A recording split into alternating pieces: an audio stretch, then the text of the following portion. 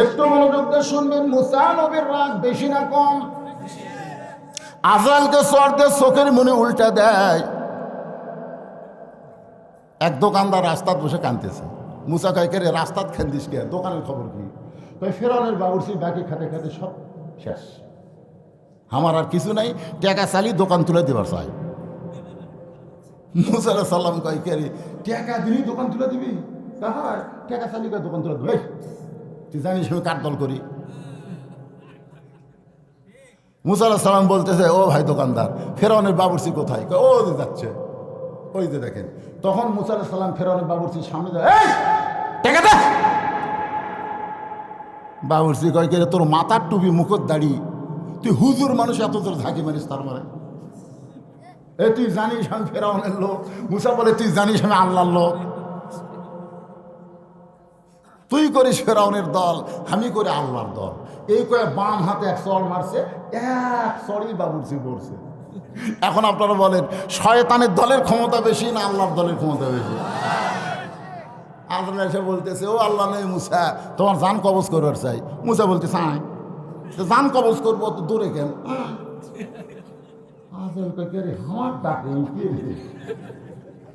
আল্লাহ যখন মুসা নবীর জান কবজ করার জন্য আসতেছে কাছে, তখন মুসা আলাইহিস সালাম যোগাযোগ করছে কার সাথে? ডাইরেক্ট, আল্লাহ তোমার কালিমুল্লাহ নবী আমি, আর আমাকে সালাম কালাম না দেয়া সরাসরি জান কবজ করবার চাই, ওকে আমি শিক্ষা দিবার চাই। আল্লাহ কয়, তুমি ছোট মানুষ কেমনি শিক্ষা দিবে? মুসা বলতেছে, বিসমিল্লাহ কয় একটা চড় মারবো,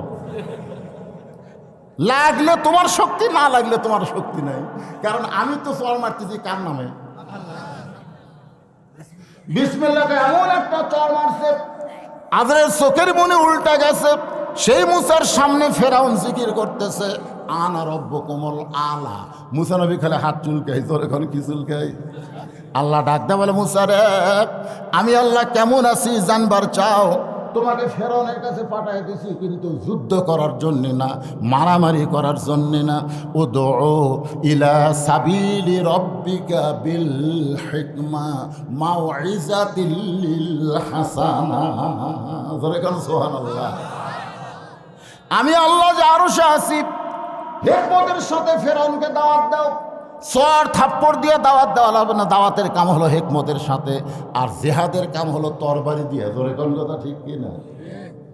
এবার মুসা আলাইহিস সালাম বলে, ফেরাউন, ও ফেরাউন, তুমি যে জিকির করতেছো আনা রব্বুকুমুল আলা, আসল জিকির কি তুমি জানো না? ফেরাউন কয়, আসল জিকির কি? মুসা বলতেছে, আসল জিকির হলো লা ইলাহা ইল্লাল্লাহু মুসা কালিমুল্লাহ। সবাই বলেন না কেন, আসল জিকির করবেন না আপনারা? আসল জিকির লা ইলাহা ইল্লাল্লাহ। এ বাবা, তোমরা বসো না কেন? ময়নারা বসো। লা ইলাহা ইল্লাল্লাহ, লা ইলাহা, লা ইলাহা ইল্লাল্লাহ মুহাম্মাদুর রাসূলুল্লাহ সাল্লাল্লাহু আলাইহি ওয়াসাল্লাম। সঙ্গে সঙ্গে ফেরাউন চিৎকার দিয়ে লাফ দিয়ে উঠছে। এতক্ষণ ফেরাউন বসেছিল চেয়ারে, এবার লা ইলাহা ইল্লাল্লাহর জিকিরের ঝাঁকিতে লাফ দিয়ে উঠছে। কি দিয়ে উঠছে? লাভ দিয়ে ওটা এখন সামিয়ানা পর্যন্ত ফাটায়। দেখেন না, জিকির করতে করতে ওরে বাবারে কাঁপতে কাঁপতে হুজুরক পাড়া ধরায়। ফেরাউনেরও সেই ঝাঁকি, বুঝলেন? লাভ তোটা, তোর আল্লাহর জিকির যদি করবার চাস, তোর আল্লাহর জায়গা যা। আমার রাজত্বের মধ্যে তোর আল্লাহর কোনো জিকির চলবে না। একটু মনোযোগ দিয়ে শুনবেন। ফেরাউন বলতেছে, তোর আল্লাহর জিকির যদি করবার চাস, তোর আল্লাহর জায়গায় যা, আমার রাজত্বের মধ্যে তোর আল্লাহর জিকির চলবে না। আজও বাংলাদেশে ফেরাউনের গোষ্ঠী আমির হামজার ওয়াজ করবার দিল না। তোর আল্লাহর জিকির করিস, তোর আল্লাহর জায়গায় যা। আমার এলাকায় তোর আল্লাহর জিকির, তার মানে যারা কোরআনের মাহফিল করতে দেয় না, 144 ধারা জারি করে, এরা আসলেই ফেরাউনের গোষ্ঠী। ধরে কোন কথা? কার গোষ্ঠী? ফেরাউনের গোষ্ঠী। তোর আল্লাহর জিকির, তোর আল্লাহর আমার এদিকে। মুসা আলাইহিস সালাম বলে, ফেরাউন তাহলে বাঁটা দে, হিকমতের সাথে বাঁটা দে। তোর কতটুকু আল্লাহর কতটুকু বাটিয়ে দে। দাদা দান করছে 10 শতক মসজিদে, লাতির সময় জায়গা 20 লাখ টাকা শতক লাগছে শহরে, 20 লাখ টাকা শতক। এখন লাতি চিন্তা করে মসজিদটা 6 শতকের মধ্যে হবে, খামাখা 10 শতক, লাতি 2 শতক জায়গা দখল করছে। তখন মসজিদ কমিটি বলছে যে ভাই মসজিদে তো 10 শতক রে, না 8 শতক পাওয়া যায়, 2 শতক গেল কার মধ্যে। একে আমি লিয়ে এসে মাপছে, মাপে বলতেছে অনেক মাপার পরেও আল্লাহর 8 শতক পাওয়া গেল। আল্লাহর কয় শতক? কিন্তু লাল কালিতে ঘর করছে, এইটুকু আল্লাহ, এরই পরে এইটুকু বান্দা। আল্লাহ তুই কে তো গ্রেফতার করলো রে? গোটা পৃথিবী আল্লাহ, আর ওই মাপা করছে 8 শতক আল্লাহ পাওয়া গেল।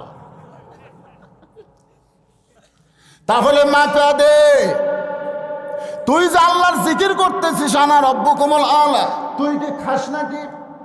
হামান বলতেছে আমার আল্লাহ খায়। ফেরাউন বলার আগে হামান বলতেছে আমার আল্লাহ খায়। মুসা আলাইহিস সালাম বলতেছেন ওমা মিন দাব্বাতিন ফিল আরদি ইল্লা আলাল্লাহি রিজকুহা, পৃথিবীতে এমন কোনো বিচরণশীল প্রাণী নাই যার রিজিকের ব্যবস্থা আল্লাহ করেনি। সমস্ত রিজিকের মালিক কে? আল্লাহ। কিন্তু 22 সালে একজন নেতা বলেছিল 23 সাল হবে দুর্ভিক্ষের বছর, বাংলাদেশ 23 সাল হবে দুর্ভিক্ষের বছর। আপনারা বলেন 23 সাল চলে গেল, আমাদের কি দুর্ভিক্ষ হয়েছে? জিনিসপত্রের দাম বেশি, কিন্তু টাকা কিসের টাকা নাই? আমি এমন কোনো লোক দেখিনি ভাই 500 টাকা ছাড়া বের করে, আসলে হাজরা খাটে কসকস করে 500 টাকা বের করে। কষাই বলতে যে হুজুর আগে গরুর দাম আসলো 20 টাকা কেজি, সকালে জব করছি সন্ধ্যা পর্যন্ত বেচতে পারিনি। তখন ডাকা ডাকা বলা গেছে ভাই রে গোস্ত 5-এর বাঁচলো রে, তুই লে ভাই দাম দেওয়ার পারিস দেশ না, দেশ খাইয়া দোয়া করিস। আর এখন সকাল 7টায় জব করি, 8টার মধ্যে শেষ। তার মানে বোঝা গেল যত দামি হোক না কেন আমাদের দেশে দুর্ভিক্ষ হবে না, হবে না। কারণ যেই দেশের আকাশ দিয়ে পাখি উড়ে গেলে পায়খানা করে, মাটির পোড়া 7 দিন পর একটা গাছ হয়, সেই দেশে কোনোদিন দুর্ভিক্ষ হবে? দুর্ভিক্ষ হবে না, তবে একটু কষ্ট হবে। এই কষ্ট হওয়ার পিছনে কারণ হলো জাহারাল ফাসাদা মিনাল বাররি ওয়াল বাহর বিমা কাসাবাত আইদিয়ান নাস, জলে স্থলে যে কষ্ট হবে, এইগুলো কষ্ট আমাদের হাতের কামাই, এখানে আল্লাহর দোষ দেওয়া যাবে না। জোরে কোন কথা ঠিক কি না? একটু মনোযোগ দিয়ে শোনেন। হামান বলতেছে আমার আল্লাহ খায়, ফেরাউন বলতেছে হামান রে কি বলতেছিস? হামান বলতেছে আমার আল্লাহ খায়। সর্বপ্রথম ফেরাউনকে যিনি আল্লাহ বলেছেন তার নাম হলো হামান। ধরে কোন তার নাম কি? আল্লাহ যদি না বলে তাহলে মন্ত্রিত্ব টিকবি না। হামানের মন্ত্রিত্ব টিকানোর জন্যে ওই ফেরাউনকে আগে আল্লাহ কাছে, আল্লাহ থাক। আজকে মন্ত্রিত্ব টিকানোর জন্যে হামান ফেরাউনকে আল্লাহ কইছে। মুসা আলাইহিস সালাম চোখ গরম করে বলতেছে যে আল্লাহ খায় সে আল্লাহর বিপদ আছে, যদি বেশি খায় খাওয়ার একটা পরিমাপ আছে। আল্লাহ রাসূল বলেছেন তোমাদের ক্ষুধা লাগলে, খুব বেশি ক্ষুধা লাগলে তোমরা ক্ষুধাকে 3 ভাগ করবা। জোরে কোন কয় ভাগ করবা? আর আঙ্গুলের দিকে তাকান, ক্ষুধারে 3 ভাগ করা লাগবে। 1 ভাগ খাওয়া লাগবে, 1 ভাগ পানি পান করতে হবে, আর 1 ভাগ আল্লাহর জন্য ফাঁকা রাখতে হবে। এই তরিকায় যারা খায় তাদের কোনোদিন বুকের উপরে পেট উঠবে। আল্লাহর একজন ওলি ছিল, নাম হলো শেখ সাদি রহমতুল্লাহ আলাইহি। তিনি জানতে পারলেন ওই শহরের একজন হোটেলের মালিক নাকি বলেছে 1 মাস আমি ফ্রি খাওয়াবো, 1 মাস কোনো টাকা পয়সা দেওয়া লাগবে না, যার যা মনে চাই ফ্রি খাবো। শেখ সাদি চিন্তা করলো ফ্রি খাওয়ানোর মালিক হচ্ছে আল্লাহ, এই হোটেলের মালিক ফ্রি খাওয়ায়, এবার কেমন মালিক একটু দেখবার যায়। দূর থেকে তাকায় দেখতেছে শত শত লোক হোটেলের মধ্যে ঢুকতেছে কিন্তু বাড়ায় না। তিনি কাছে গিয়ে দেখলেন যে ওখানে লেখা আছে ফ্রি খাওয়ার দরজা। যখন কি খাওয়ার দরজা? সমানে করে ঢুকতে থেকে কত বড় হোটেল রে, সমানে মানুষ ঢোকে কিন্তু বাড়ায় না। তিনি বললেন না, এ দরজা দেখলে হবে না, একটা হোটেল কোটাল ঘুরে দেখা লাগবে। পিছন থেকে ঘুরবার যায় দেখে আর একটা দরজা আছে, সে দরজার নাম হলো পিটন খাওয়ার দরজা। একটা হলো ফ্রি খাওয়া আর একটা হলো পিটন খাওয়া। ওই ফ্রি খাওয়া পায়া এরা টুটি পর্যন্ত বসাছে, বুঝলেন? কি পর্যন্ত ফ্রি খাওয়া যায়।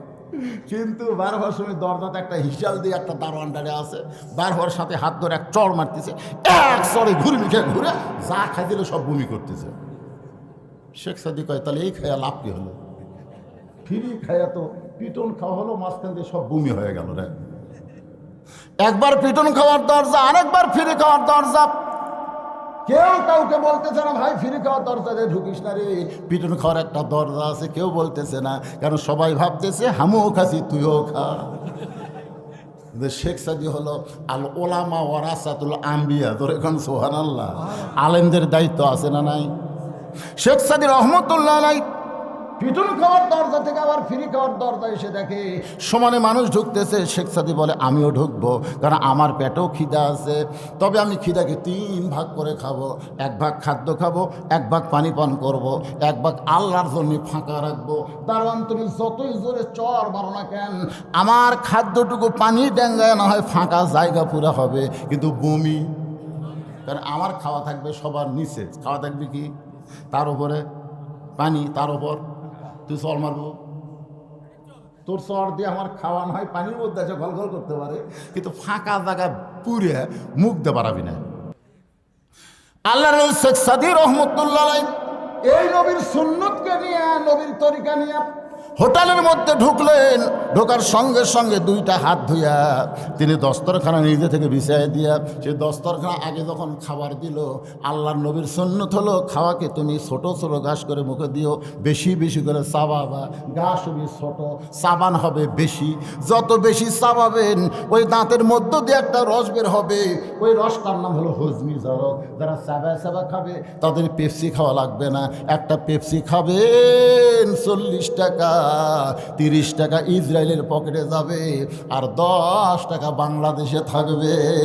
ইসরায়েলের একটা পেপসি খাওয়া মানে মুসলমানি রক্ত খাওয়া। কোকা কোলা গলা গলা ভিজাই রে, কোকা কোলাতে গলা ভিজাচ্ছে। কোকা কোলার মালিক হচ্ছে ইসরায়েল ইহুদি। ধরে কোন কথা ঠিক কথা কথা মুসলমান। এই যে লিভার ব্রাদার্সের যা কিছু পাবেন, লাইভ বনকন, ইন্টারন্যাশনাল লাক্সন, যতগুলো আছে এই সবগুলো পণ্যের মালিক হচ্ছে ইহুদি। আপনি 1 টাকা করে কিনবেন, ইহুদি টাকা দিবেন, আর ইহুদি সেই টাকাতে গুলি কিনে মুসলমান ইসরায়েল ফিলিস্তিনকে মারতেছে। ধরে কোন কথা ঠিক করে। আজকের মাহফিলে আমরা যদি এই নিয়ত করি, আল্লাহ তোমার ইবাদত ঠিক মতো করবার না পারলো, ইসরায়েলের পণ্য বয়কট করে দিলাম, বাংলাদেশের পণ্য নিব, ইসরায়েলের পণ্য নিব না, ভারতের পণ্য নিব না। ধরে কোন কথা ঠিক না। ভারত 400 বছরের পুরাতন বাবরি মসজিদ ভাঙলো, সেই মসজিদে গতকাল রাম মন্দিরের উদ্বোধন করলো। ধরে কোন কথা কথা না করেনি, গতকাল করেনি। 400 বছর যেখানে মসজিদ ছিল, যেখানে আমরা আল্লাহু আকবার করে রুকু সেজদা করছি, যেখানে 5 ওয়াক্ত নামাজের আজান হয়েছে, সেই মসজিদ ওরা ভাঙ্গা দিয়ে সেই মসজিদের জায়গায় ওরা রাম মন্দির বানালো। ভারতে কি কোনো জায়গা নাই? কোন ভারতে কি জায়গা নাই? কিন্তু মসজিদ ভাঙ্গা রাম মন্দির বানালো কেন? ওরা বলে স্বাধীনতার সময় আমাকে সহযোগিতা করছে। স্বাধীনতার সময় আমাদের সহযোগিতা করা মানে বাংলাদেশকে ভারতের অঙ্গরাজ্য বানাবার সাথে।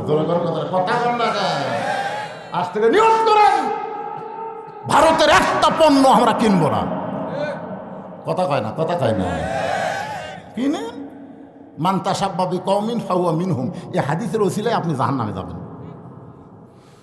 যদি না জানা কিনেন সেটা ভিন্ন কথা। আজকে তো জানতেছেন ইন্ডিয়ান কিটকাট, ডেরি মিল্ক ছিলেন, খাওয়ার মারে গেলি রুচি নেই, ভাত লিয়া যায় খায় না। তখন কই হুজুর আমার ছেলেকে একটু দোয়া দরুদ পড়ে দেন তো হুজুর, খাওয়ার রুচি নেই। আয়াতুল কুরসি দোয়া দরুদ পড়ে ফু দিন। কয়েকদিন পরে মা খবর কি, কয় হুজুর খায়। মাশাআল্লাহ, তাহলে দোয়া করুন। না হুজুর আপনি দোয়া দিয়ে খায় না হুজুর, মোবাইল চালু করলে খায়। মানে মোবাইল চালু করে দিলে ওই খায় হুজুর, তাছাড়া খায় না। কি আপনার বাচ্চা করে কি দিয়ে খিলাচ্ছেন? মোবাইল চালু করে খিলান। কিছুদিন পরে বুঝবেন এই মালটা কি হচ্ছে, কিছুদিন পরে বুঝবেন। তখন আফসোস করার কোনো লাভ হবে না বাজান। এখন থেকে সতর্ক। ভাত খাইসনি না, না কথা তাহলে 2 সন্ধ্যা আপনার সন্দর্ভ না খেয়ে এখন কান্দিস কে? ভাত খামো, তখন আর মোবাইল লাগবে না, গপ গপ করে মারবি। তোর এখন কথা ঠিক এই কিন্ডার জয়, ডেরি মিল্ক, কিটকাট এগুলো খায়া খায়া আর ক্ষুদা আপনি নষ্ট করে দিয়েছেন। ভারতকে বাংলাদেশের বন্ধু খেরে, যদি বাংলাদেশের বন্ধু হতো তাহলে বাবরি মসজিদ ওরা রাম মন্দির বানাতো না। আল্লাহর বান্দার একটু মনোযোগ দিয়ে শুনবেন। আল্লাহ খায় না আল্লাহ খাওয়ায়? জোরে জোরে বলা লাগবে। আল্লাহ খায় না খাওয়ায়? আমার আল্লাহ খায় না, কিন্তু ফেরাউন আল্লাহর দাবি করার পরেও খায়। এই খাওয়াটা বোঝাবার যায়। আমি আপনাদেরকে শেখ সাদি রহমতুল্লাহ আলাইয়ের কাছে নিয়ে গেছি। এখন হোটেলের মধ্যে ঢুকে খাবার যখন সামনে আইছে, আল্লাহুম্মা বারিক লানা পড়েন, আল্লাহুম্মা বারিক লানা ফিমা রাযাকতানা ওয়াকিনা আযাবান্নার। আপনি যে খাবার পায় এই দোয়াটা পড়লেন, এই দোয়া পড়ার পরে যখন খাদ্য খাবেন, ওই খাবারটা আপনাকে আল্লাহর ইবাদতের দিকে নিয়ে যাবে। আর দোয়া দরুদ ছাড়া, বিসমিল্লাহ ছাড়া যদি খান, ওই খাওয়াটা আপনাকে শয়তানি কাজে ব্যস্ত করে দিবে। খাওয়ার মধ্যেও নিয়ম আছে, যেরকম আছে না নাই? ছোট ছোট ঘাস বেশি বেশি চাবায়। ক্ষুদাকে 3 ভাগ করে 1 ভাগ খাদ্য খাইছে, 1 ভাগ পানি পান করে, 1 ভাগ ফাঁকা রেখে শেখ সাদি রহমতুল্লাহ আলাই পিটুন খাওয়ার দরজার দিকে যাচ্ছে। এমন সময় হোটেলের বয় ধরে বলতে, হুজুর আপনি কোন দরজায় যাচ্ছেন? বলে, ভাই দরজা তো 2টা, একটা হলো ফ্রি খাওয়া, একটা হলো পিটুন খাওয়া। বলে, হুজুর আপনি 2টা দরজা দেখছেন, কিন্তু তৃতীয় আর একটা দরজা আছে, সেইটাকে আপনি দেখবেন না। শেখ সাদি বলে, সেইটা আবার কোথায়? বলে, আমার সঙ্গে চলেন। এবার শেখ সাদিকে নিয়ে গেছে 3য় দরজায়। ওই দরজায় বসে আছে হোটেলের মালিক, ছোট বাচ্চার মতন কাঁদতেছে। আজকে 15 দিনে হলো হোটেল খুলে দিলাম, কিন্তু একজনও নবীর উম্মতকে পাইলাম না। সবাই কাফেরের মতন ঢুকছে, কাফেরের মতন খায় বের হয়ে গেছে। এই জন্য দারওয়ানদা পিটুন খায় বমি করাই নিছি। কিন্তু আজকে আপনাকে দেখলাম, আপনি একলা ঢোকেন নাই, আপনার সঙ্গে আমার নবীকে আমি দেখতে পাই। নবী মরে নাই রে, নবী মরে নাই, নবী জীবিত আছে উম্মতের আমলের ভিতরে। মারা গেছে? মারা গেছে। ইমাম মালিক কোনো দাড়িওয়ালা টুপিওয়ালা জুব্বাওয়ালা মানুষকে দেখলি তার হাত ধরে নিয়ে যেতেন বাড়িতে। বলে, হুজুর এত বড় আলিম হয়ে আমার মতন সাধারণ ব্যক্তিকে আপনি হাত ধরে আপনার বাড়িতে নিয়ে আসলেন, কারণ কি? বলে, একসঙ্গে খাওয়ার চাই ভাই আল্লাহর হস্তে। কোন কি হুজুর, আমি কি আর আপনি কি? কাল পাগল তুই কি? তোর ভিতরে আমি নবীকে দেখতে পাচ্ছি রে। হুজুর আমার মধ্যে নবী কেমনে দেখলেন? বল, তোর মাথায় টুপি, মুখে দাড়ি, তোর পরনে সুন্নতের পোশাক, এটা দেখার পরে আমার বিশ্বাস হয়েছে তুই নবীকে মদিনায় রাখিস নাই, নবীকে জায়গা দিয়েছিস তোর কলিজা। লাকাদ কানা লাকুম ফি রাসূলিল্লাহি উসওয়াতুন হাসানা। জোরে বলেন সুবহানাল্লাহ। বল, হে রাসূল আপনি বলেন, ইন কুনতুম তুহিব্বুনাল্লাহ ফাত্তাবিউনি ইউহিব্বুকুমুল্লাহ। এই আয়াতের তাফসীর হলো, আমার সঙ্গে সকলে পড়েন, উপায় নাই রে, উপায় নাই রে, উপায় নাই, নবী বিনে আল্লাহ পাওয়ার উপায় নাই। নাই গেল ভাই, হঠাৎ এরকম সাউন্ড জোরে হলো, একটু আসতে দাও। উপায় নাই রে, উপায় নাই রে, উপায় নাই, নবী বিনে আল্লাহ পাওয়ার উপায় নাই। মুসা নবী হিকমতের সাথে বলতে, তো ফেরাউন তুমি যদি একদিন এরকম বেশি খাও, খাওয়ার পরে তোমার হজম করার মিশিং বোঝেন না, 250 গ্রাম পর্যন্ত আপনার মিশিং হজম করবে, আপনাকে সেই মিশিং আল্লাহ সেট করে দিয়েছে। কিন্তু আপনি 750 গ্রাম যদি ঢুকেন, তখন মিশিং বলতেছে আল্লাহ ই জট দিয়ে ঢুকালো, আমরা তো হজম করার পারতেছি না। আল্লাহকে হজম না করলে হরতাল কর। ওরা যখন হরতাল করছে তখন এটা পচে ধুমা ঢেকুস, যেরকম কি ঢেকুস, ওর কাছে মানে মুখ দিয়ে পচা গন্ধ, যেরকম মুখ দিয়ে কি গন্ধ, কারণ হজম যে হয়নি, হজম না হলে ওটা কী হবে, পচে গেছে। তখন কয়েকের মানুষ আমার ঢেকুস শুনে লাগ ধরে, মানুষ পায়খানা থেকে লাভ ধরে, ওয়া করলে লাভ ধরে, তার কি হলো? ডাক্তারের কাছে গেছে, মুখ ধরে বলতে, ডক্টর সাহেব এই কাম করছি, এ অকাম করছি, বুদ্ধি কি? তখন জাইমেট দিছে, মডিগার্ড দিছে, তিনটা করে খান। তিনটা করে খেয়ে আসতে একজন বলতেছে, চা কি হলো? হজম হচ্ছে না, বা আপনি টাইগার খান। টাইগার মানে বাঘ, এটা সে টাইগার লাগে, আমরা খাই, আপনি কেন দেখাই? ওই আসে টাইগার খাচ্ছে, দেখেন এটা না হলো টাইগার। খেরে এটা নিয়ে আর কালকা কোন দাঁড়ায়?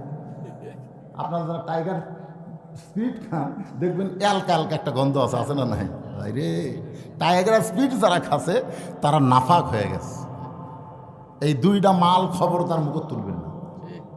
এই যুবকের টাইগার শিকার মতন সাইজে টাইগার খা, ধাক্কা ফেলে পড়ে দেখবি তুই টাইগার খাস। এখন হজমি জারক মডিগার্ড জাইমেট খাইয়া এমন অবস্থা হয়ে গেছে, ধুমাটেকো ছোটে না, কিন্তু নিচের দরজা ক্লিয়ার। বুঝতে পারেন তার নাম কি? ডিসেন্ট্রি, পাতলা পায়খানা। মুসা বলে, ফেরাউন রে, তুমি যে আল্লাহর দাবি করতেছো, ওই রকম খাওয়ার পরে তোমার যদি পায়খানা যাও, পায়খানা কমপ্লিট করতেই আবার পেট কামড়। আবার ফেরাউন বসে গেছে, ধর করে বের হয়ে গেল। এখন আর হবি না, লাভ দিয়ে উঠছে, আবার পেট কামড়, আবার বসে গেছে। 3 বার উঠিছে, 4 বার দাঁত বসে, আর লড়বার পারতেছে না। ফেরাউন যে উঠ পেলিছে, ঘা কাঠিয়ে পড়ে গেছে। ফেরাউন বলতেছে, সঙ্গ ভঙ্গ, তোমরা কোথায় রে?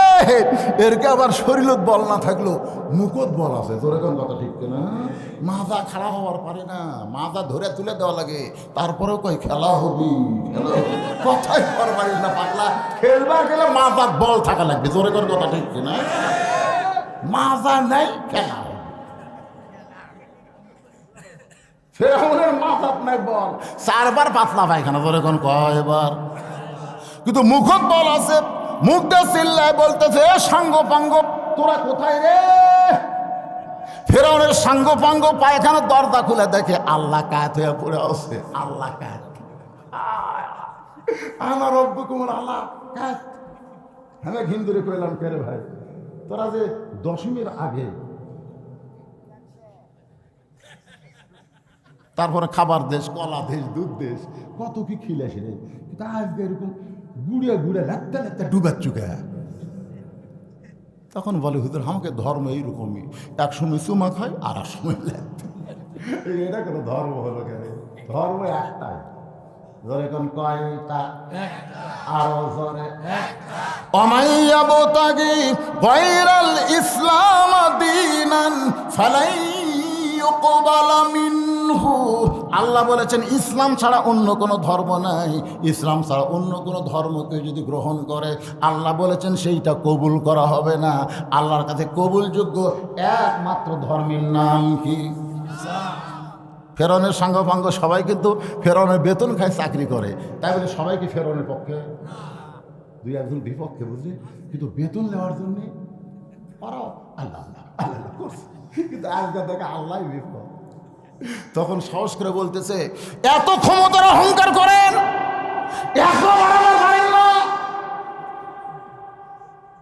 এত ক্ষমতার অহংকার করেন, এত ক্ষমতা আপনাকে রে 1 লাখ বাড়ান, পুলিশ নিয়ে আসেন কে? জোরে কোন কথা?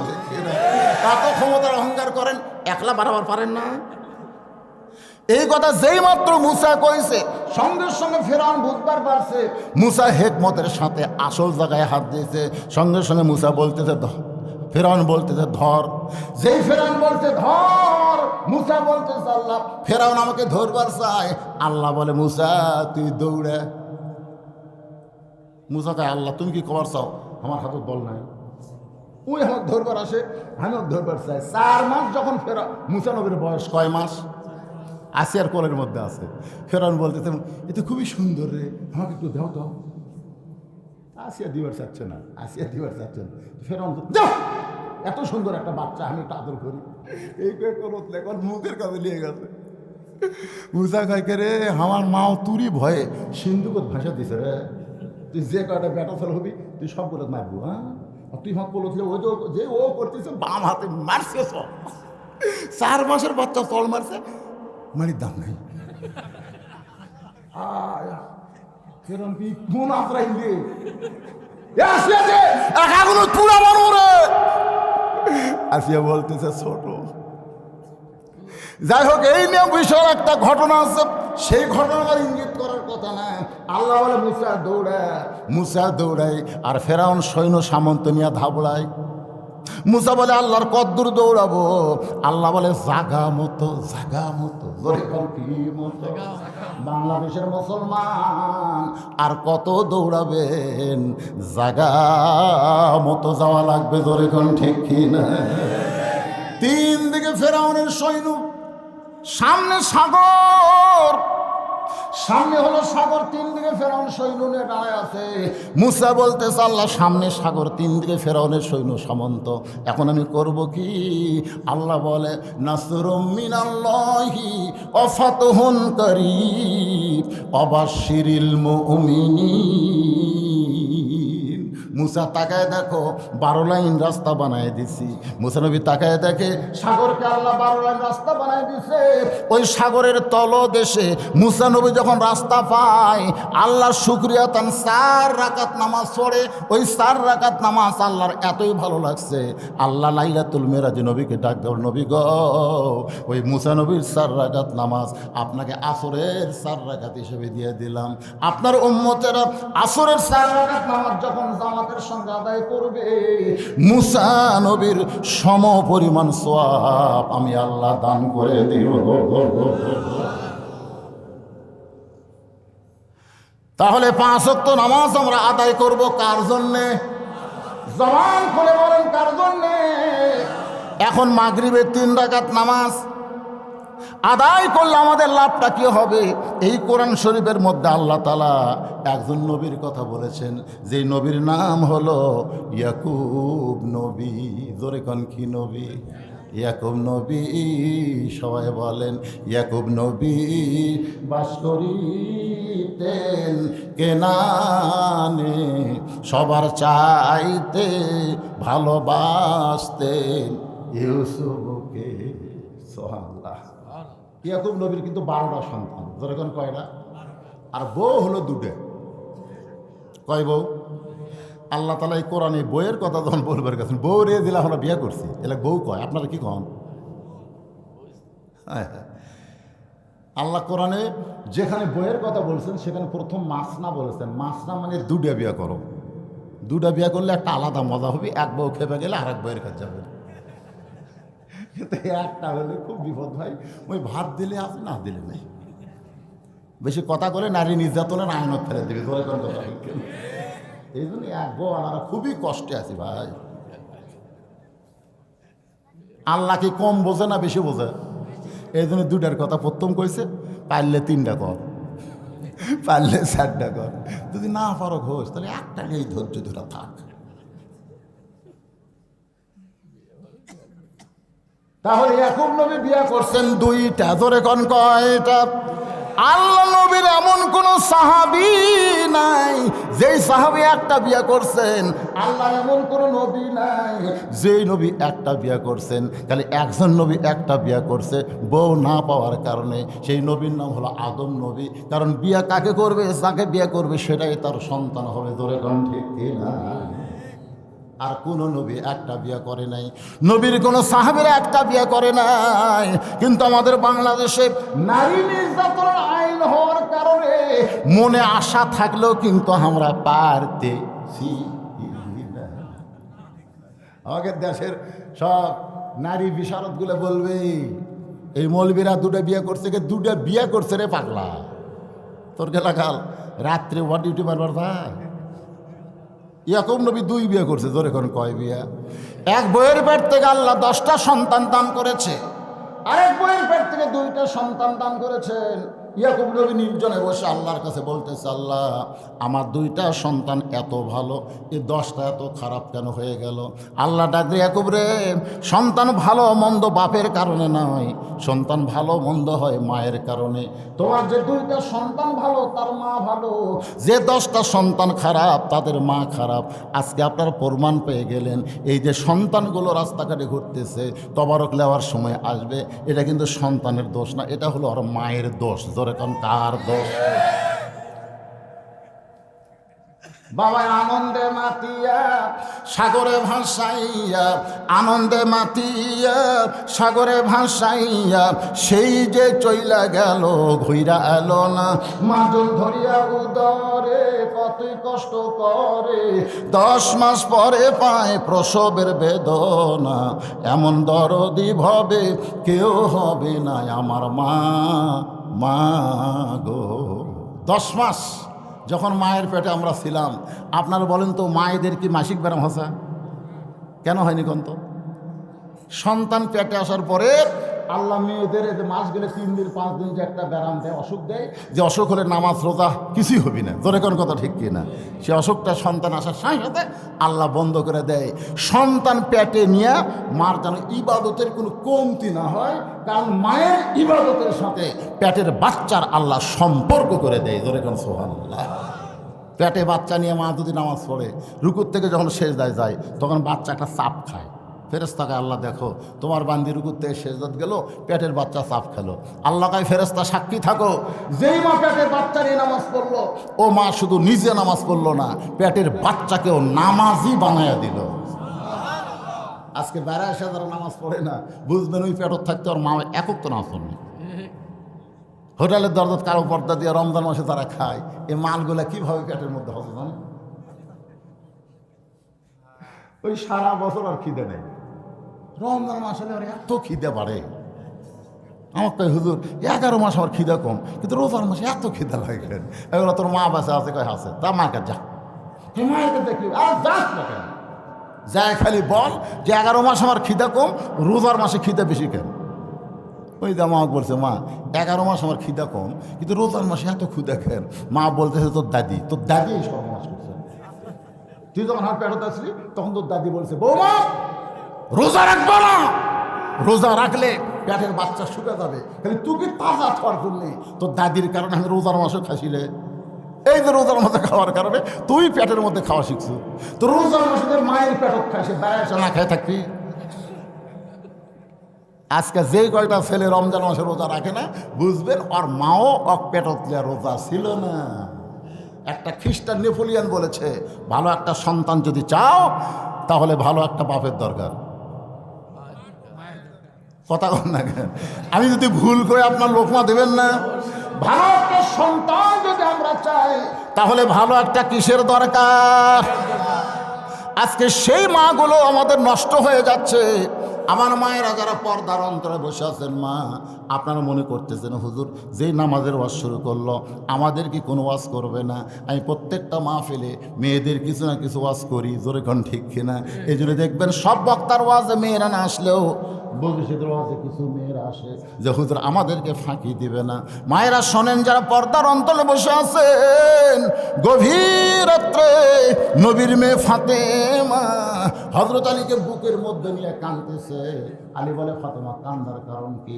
বলে, কান্দার কারণ হলো আমি আল্লাহর কাছে দোয়া করেছি, আল্লাহ আমার দোয়া কবুল করেছেন। আলী বলে, ফাতেমা রে তুমি কি পারলি নাকি?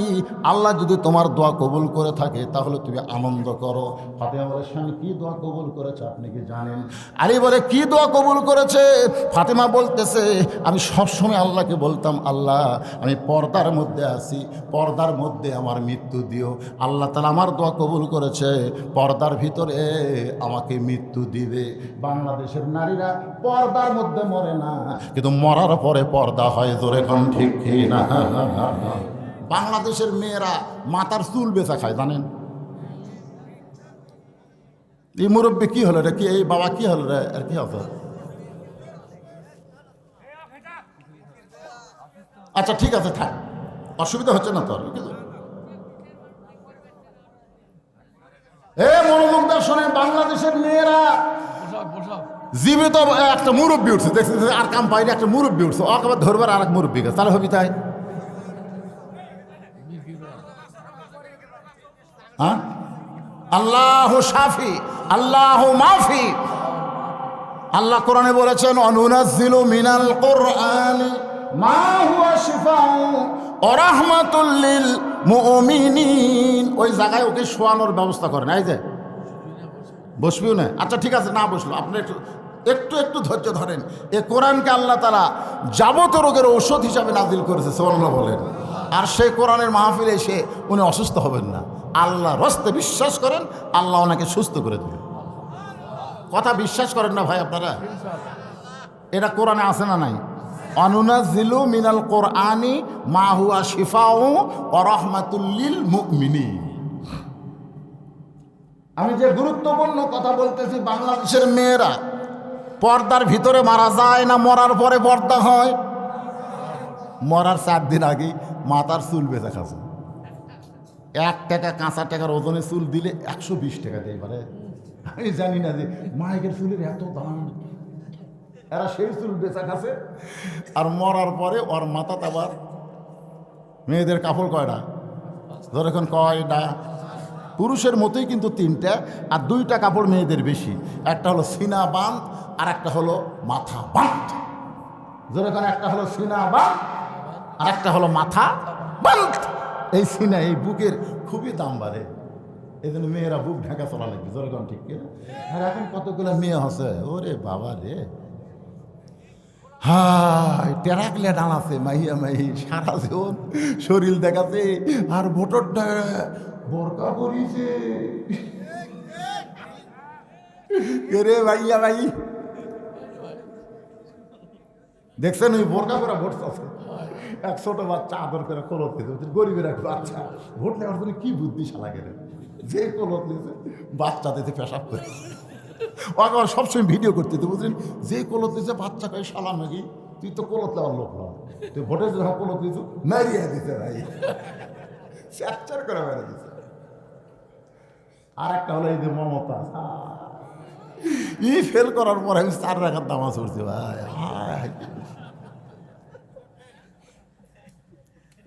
আর সভাপতি সাহেব বলতেছে ফাটতে যায়, ফাটতে যায় গান ইসলামের ক্ষতি করে। ও একটা মারাত্মক গান গাইছে, সেই গানটা হলো আগে করো রে মন আখেরের কাজ, ধ্যান যোগ হয় দিলের নামাজ, ও তোমার পাঞ্জে গানা নামাজ পড়া লাগবে না। আপনারা বলেন তো এই গানটা কি? খালি খারাপ না, শরীয়তে কুফরি গান। জোরে গান কি গান? ওরে শরীয়তের মাওলানা চোখ 2টা করলা কানা, কোরআন হলো 90 পারা, তোমরা খুঁজে পাইলা না। আপনার বলেন তো কোরআন কয় পারা? এরকম একটা বেসাইজা মেয়া সংসদে আসন পাক, এটা আমরা চাই না। আল্লাহর মার দুনের বার, জোরে কোন কথা ঠিক ঠিক।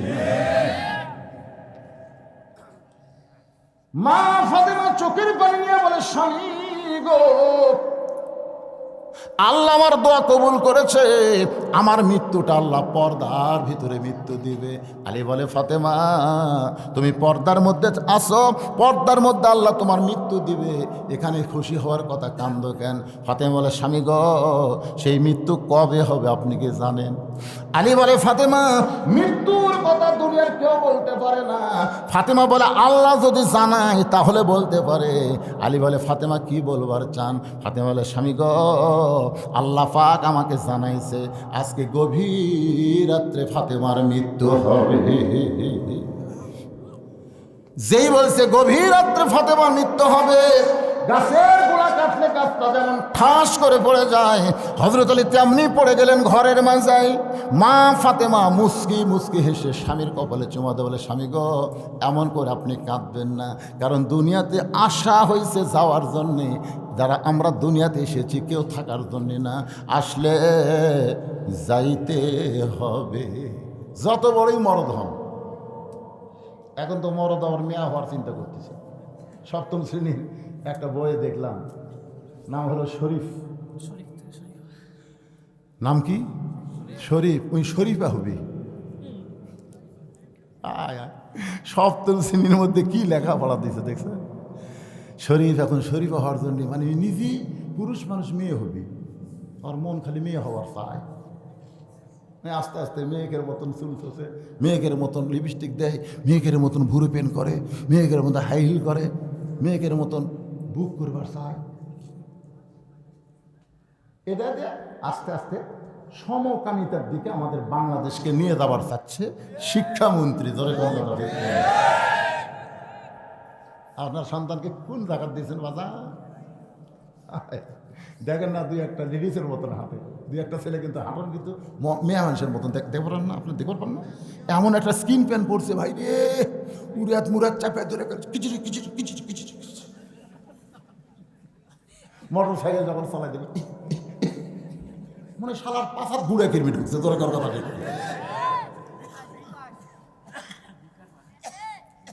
একটু মনোযোগ দিয়ে শুনবেন, শরীয়ত যদি শরীফা হওয়ার চায় তাহলে শরীফাও কিন্তু শরীফ হওয়ার চেষ্টা করবে, জোরে কোন কথা ঠিক কিনা? দেখবেন কতকগুলা মেয়ে পুরুষের মতন পোশাক পরে পুরুষের মতন চলাফেরা করতে চায়, আবার কতকগুলা পুরুষ মানুষ মেয়েদের মতন মাথার চুল ধোছে, কানের দুল করছে। ওই যে জায়েদ খান যে ইমামদেরকে শালা কইছে, আর দুইটা কানত দেখলাম দুইটা দুল। ওই পরে এসে বলতেছে আমি মাফ চাই, আমি ইমামদেরকে সব ইমামকে শালা কই দিই। তখন দেখি আর দুই কানের দুল করে ঝুলতেছে, কেরে তুই মরদ মানুষ, তোর কানের দুল কেরে? আপনার দেখেন না কতগুলো ছেলে হাতে চুরি দিয়ে বেড়ায়, কেরে মরদ মানুষ তুই কে চুরি রে? মরদ মরদের মতন হওয়া লাগবে, তোর কোন কথা ঠিক কিনা? মরদের মতন হওয়া লাগবে। কি বলতেছিলাম একটু মনোযোগ দেন। মাগরিবের 3 রাকাত নামাজ আদায় করলে আমাদের লাভটা কি, আমাদের জানার অধিকার আছে না? এইটা বোঝানোর জন্য বলতেছি ভাইজান, আমার মায়েদের কথা চলে আইছে, কারণ মা যদি ভালো হয় সন্তান ভালো হবে। একটা ভালো মায়ের গল্প বলতেছি।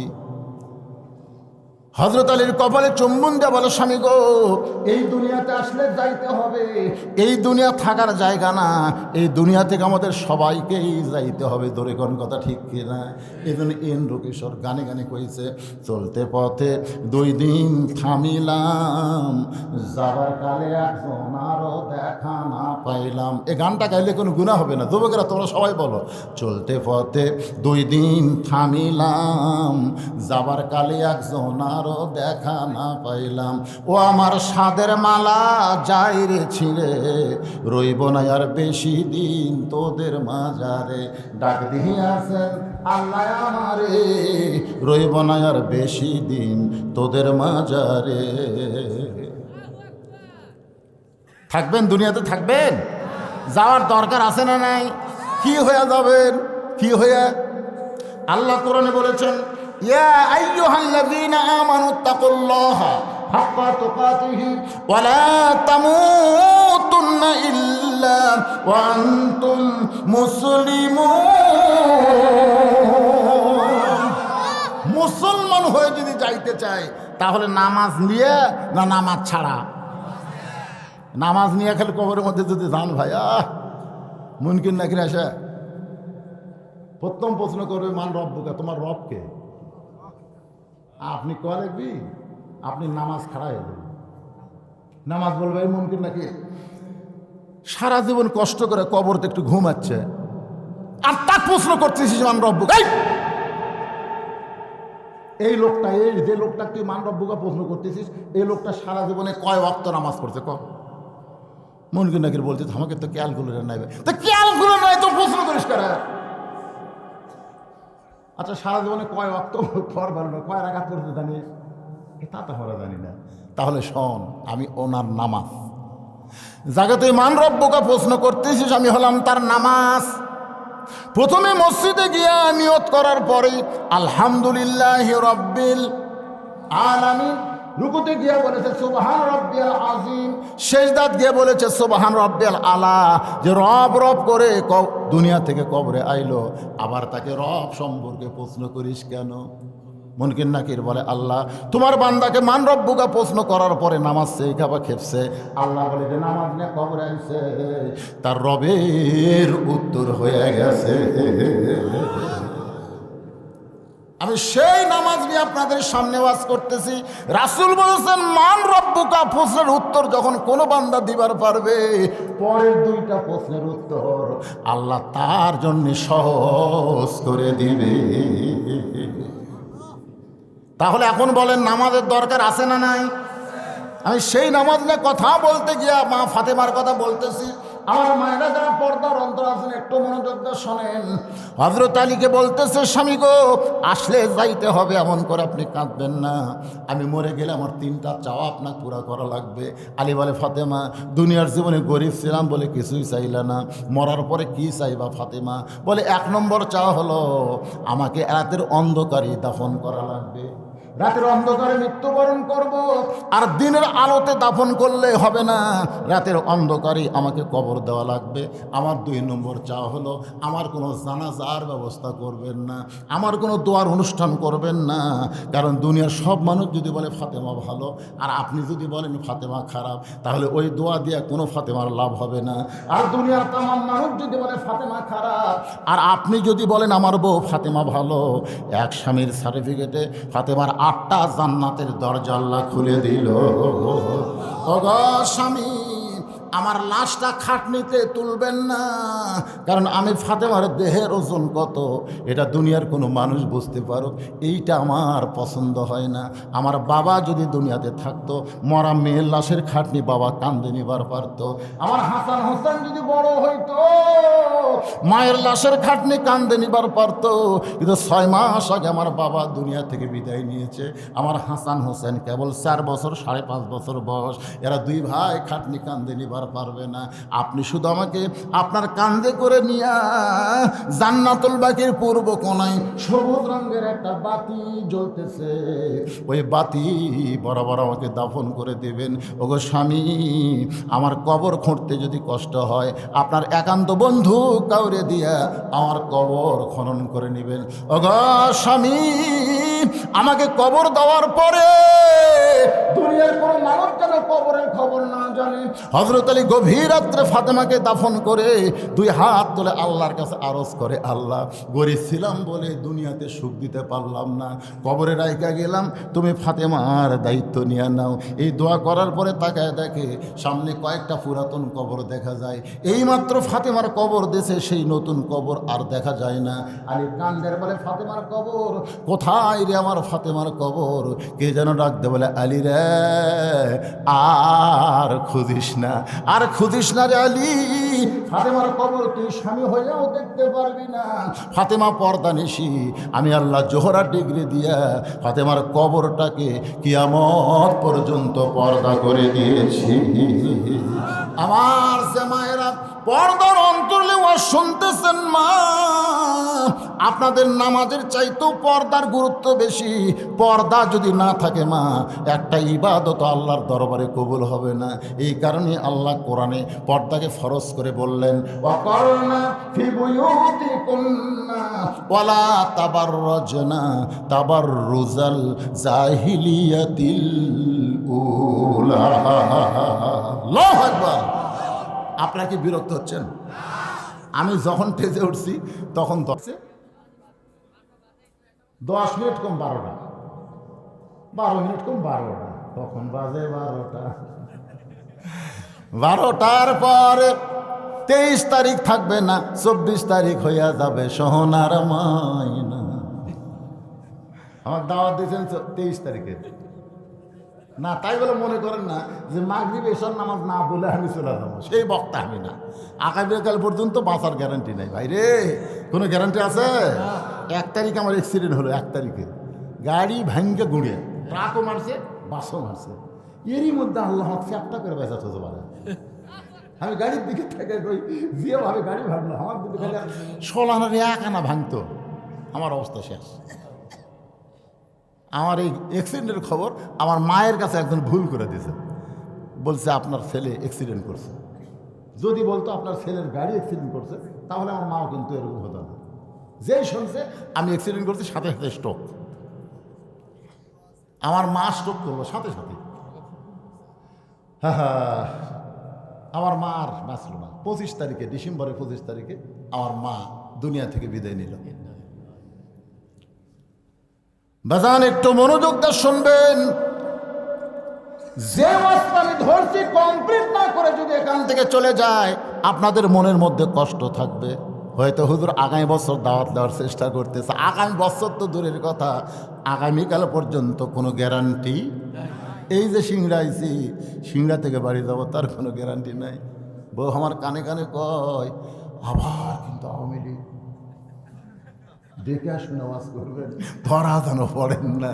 আমি কইলাম বউ রে, পুলিশ ধরার চিন্তা করিস না রে, আজরাইল ধরার চিন্তা কর। মুসলমান আজকে কি মান চাই পুলিশ ধরার চিন্তা? পুলিশ ধরার চিন্তা করবো কেন? পুলিশ ধরবি চোর ডাকাত, ধরে কোন কথা ঠিক কিনা?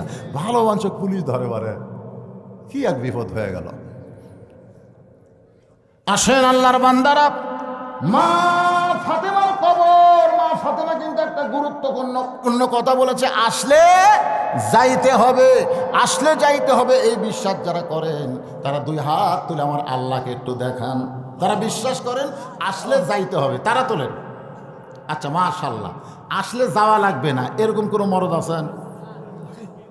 তার মানে বোঝা গেল আসলে যাওয়া লাগবে।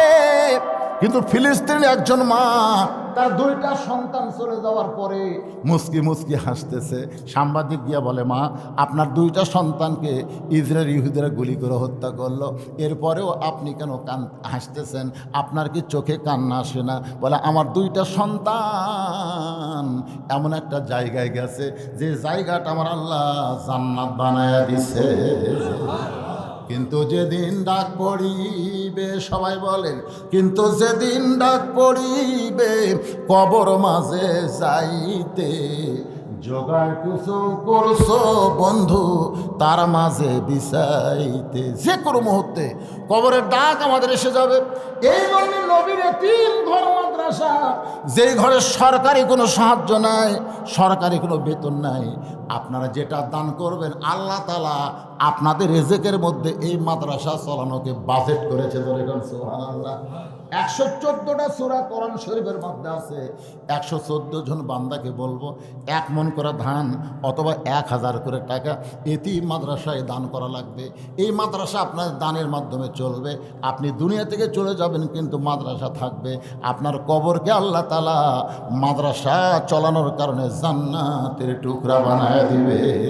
যাদের বাপ মা কবরে গেছে, বাপ মার কথা মনে করে যদি 1 মণ ধান দেন, আল্লাহ আমার বাপ মাগরিবের 3 রাকাত হলো বেজোর। আপনারা বলেন তো 5 ওয়াক্ত নামাজের মধ্যে সবচাইতে কম সময়ের মধ্যে কোন নামাজ শেষ করা লাগে? আরো জোরে খান। ফজরে আজান দেওয়ার 8 ঘন্টা পরে ফজরের নামাজ হয়। জোহরে আজান দেওয়ার 15 মিনিট পরে জোহরের জামাত হয়। আসরের আজান দিয়ে 15 মিনিট পরে আসরের জামাত হয়। মাগরিবের আজান দিয়ে 15 মিনিট পরে যদি মুসল্লি আসে, আইসা দেখবে মসজিদ আছে কিন্তু মুসল্লি। এত অল্প সময়ের নামাজ হলো মাগরিবের নামাজ, আবার বেজোর নামাজ। এই নামাজটা কেমনে পাইলাম? ইয়াকুব আলাইহিস সালামের সন্তানের মধ্যে ইউসুফকে ওরা 10 জন মিলে কূপের মধ্যে ফেলে দিয়েছিল। আমার আল্লাহ তাআলা কূপ থেকে ইউসুফকে রক্ষা করে এক সময় মিশরের প্রেসিডেন্ট বানায় দিল। ধরে কোন সুবহানাল্লাহ।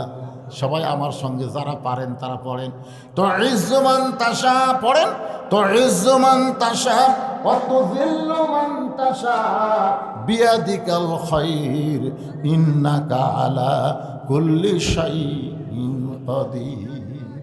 আপনারা বলেন তো, ভালো মানুষকে ইউসুফ নবীর জেলখানা দিছিল না? আচ্ছা, ভালো মানুষকে জেলখানাতে রাখলে তার সম্মান বাড়ে না কমে? কথা কয় না।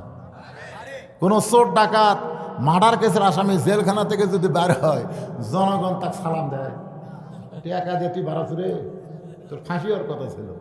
কিন্তু কোনো আলেম যখন জেলখানা থেকে বের হয়, আপনারা বলেন তো তার দাম বাড়ে না কমে? আমির হামদার ওয়াজে আগে হচ্ছিল 10,000, এখন হয় 50,000। আলেমরা জেলখানায় গেলে তাদের সম্মান দিন দিন বাড়ে। বাংলাদেশের একজন আলেম হাসপাতাল জেলখানায় মারা গেল, অথচ গোটা পৃথিবীর মধ্যে তার জানাজার নামাজ সবচাইতে বেশি হলো। পৃথিবীর এমন কোনো মুসলিম দেশ নাই যে দেশে কোরআনের পাখির জানাজা হয় নাই। আর বাংলাদেশে এমন কোনো উপজেলা নাই যে উপজেলার মধ্যে আল্লামা সাইদি হুজুরের জানাজা হয়নি। ধরে কোন কথা ঠিক? এই জন্য একটা গানও আছে, আল্লামা সাইদি তুমি মরনি। সবাই বলেন, আল্লামা সাইদি তুমি মরনি, শহীদ হয়েছ আমরা এটাই জানি। আল্লাহর বান্দারা একজন সুবহানাল্লাহ কথা বাদ বাকি বলতেছেন না, না বলেন আপনার সুবহানাল্লাহ আল্লাহর ঠেকা নেই, কি কোন ঠেকা আছে আল্লাহর? আল্লাহর বান্দার একটু শোনেন, ইউসুফ নবীকে একসময় আল্লাহ তাআলা মিশরের প্রেসিডেন্ট বানায় দিল। যে 10টা ভাই কুয়ার মধ্যে ফেলে দিয়েছিল, ওরাই 10 জনকে ইউসুফের সামনে দাঁড়ায় বলে, যাব না, আমরা ইয়াকুব নবীর সন্তান, খাদ্য নেওয়ার জন্য আপনার সামনে আইছি, মেহেরবানি করে আপনি আমাদের একটু খাবার ব্যবস্থা করেন। ইউসুফ চোখ বন্ধ করে চিন্তা করে, এরাই তো 10 জন, আমাকে হাত পাও বান্ধে কুয়ার মধ্যে ফেলে দিল, এখন এরাই আমাকে জাহাপনা বলতেছে, সুবহানাল্লাহ কর না কেন? তাহলে সম্মান দেওয়ার মালিককে, অপমান করার মালিককে, ভালো মন্দর মালিককে, সমস্ত ক্ষমতার মালিককে। ইউসুফ নবীর সঙ্গে ইয়াকুব নবীর দেখা হচ্ছে, অন্ধ হয়ে গেছে সন্তানের শোকে কানতে কানতে। বাজান ইউসুফের জামার ঘষ্টনে আল্লাহ তাআলা ইয়াকুব নবীর দৃষ্টি ফিরাইয়ে দিছে। সন্তানকে বুকের মধ্যে নিয়ে শুকরিয়া তান 3 রাকাত নামাজ আদায় করে।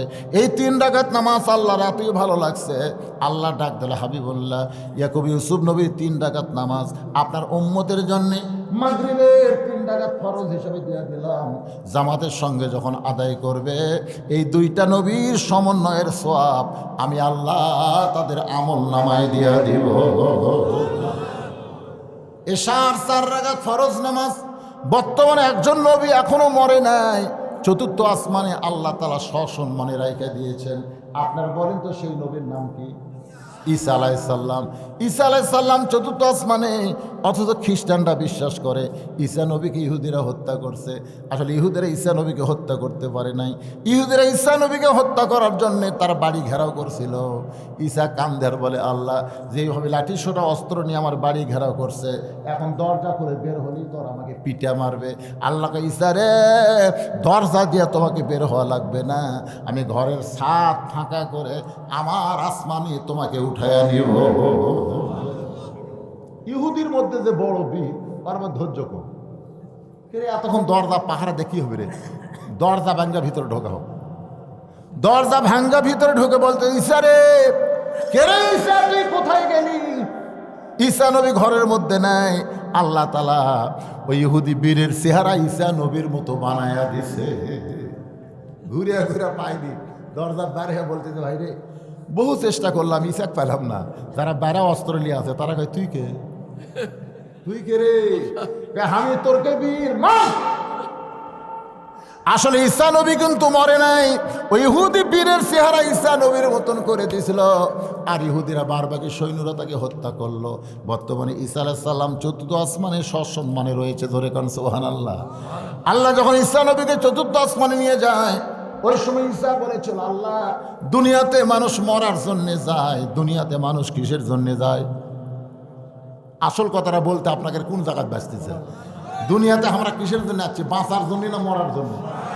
মরার জন্য আছি ভাই, দুনিয়াতে মরার জন্য আছি। দুনিয়াতে মানুষ মরার জন্য যায়, কিন্তু আমার যে মৃত্যু হলো না, আমার কি মৃত্যু হবে না? আল্লাহ বলে, ঈসা রে, তোমারও মৃত্যু হবে। ঈসা বলতেছে, আল্লাহ আমার মৃত্যু কি 4র্থ আসমানে? আল্লাহ বলে, ঈসা তোমার মৃত্যু হবে দুনিয়ায়। ঈসা বলতেছে, আল্লাহ কবে আবার নবী করে দুনিয়াতে প্রেরণ করবেন? আল্লাহ কই, নবী নয়, বিশ্ব নবীর উম্মত করে তোমাকে প্রেরণ করা হবে। যেই বলছে বিশ্ব নবীর উম্মত, সঙ্গে সঙ্গে ঈসা নবী এক নিয়তে 4 রাকাত নামাজ আদায় করে। আল্লাহ বলে, ঈসা রে, বিশ্ব নবীর উম্মতের কথা শুনে 4 রাকাত নামাজ পড়ে আমাকে সেজদা দিলা। ঈসা বলতেছে, আল্লাহ নবী করে দুনিয়াতে প্রেরণ করছিলেন, আমি তেমন খুশি হবার পারি নাই, কিন্তু বিশ্ব নবীর উম্মত করে প্রেরণ করবেন, সেই খুশিতে আমি 4 রাকাত নামাজ পড়ে শুকরিয়া জানাই। আল্লাহ বলে, ঈসা রে, তোর এই 4 রাকাত নামাজ উম্মতে মুহাম্মাদের জন্য এশার 4 রাকাত নামাজ হিসেবে দিয়া দিলাম। আমার সঙ্গে সকলে একটু বলেন, নবী না হয়ে দুনিয়ার, না হয়ে ফেরেশতায় আল্লাহর হয়েছি উম্মত আপনার, তার তরে শুকর। কেরে 1000 বার, কেরে 1000-এর খাওয়া আছে, লাখো বারও হতে হবে না, কোটি বার। এখন 1 লাখ টাকা দিলে কেউ খুশি হবে? একটা ফকিরের 1 লাখ টাকা আছে না? আমার এলাকার এক ফকিরের বেটা বিয়ে গরু দিয়ে বিয়ে দিচ্ছে, গরু। ফকির রে, ওইও 1 লাখ টাকা জমা আছে। হাজারের তো খাওয়াই নাই, লাখের আর চলবে না। এখন তার তরে শুকুর কোটি বার সাল্লাল্লাহু আলা মুহাম্মাদ সাল্লাল্লাহু আলাইহি ওয়াসাল্লাম, সাল্লাল্লাহু আলা মুহাম্মাদ সাল্লাল্লাহু। ভাইজান কে সেটা হিসাব দেন, মাইকটা চালু করে দাও। হ্যাঁ, এটা চালু করছি।